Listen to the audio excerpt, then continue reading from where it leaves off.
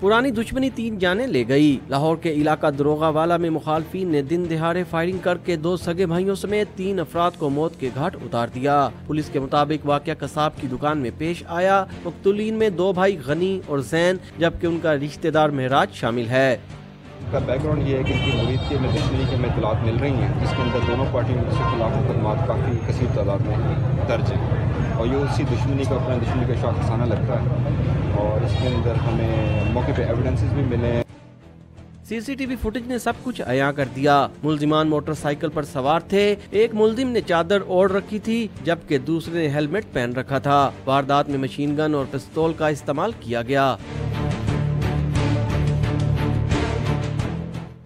وزیر اعلیٰ پنجاب عثمان بزدار نے واقعے کا نوٹس لیتے ہوئے پولیس سے رپورٹ طلب کر لی ہے، جبکہ پولیس نے شواہد اکٹھے کرتے ہوئے لاشوں کو پوسٹ مارٹم کے لیے مردہ خانے منتقل کر دیا ہے۔ کیمرامین محمد جلیل کے ساتھ وسیم ریاض، ڈون نیوز، لاہور۔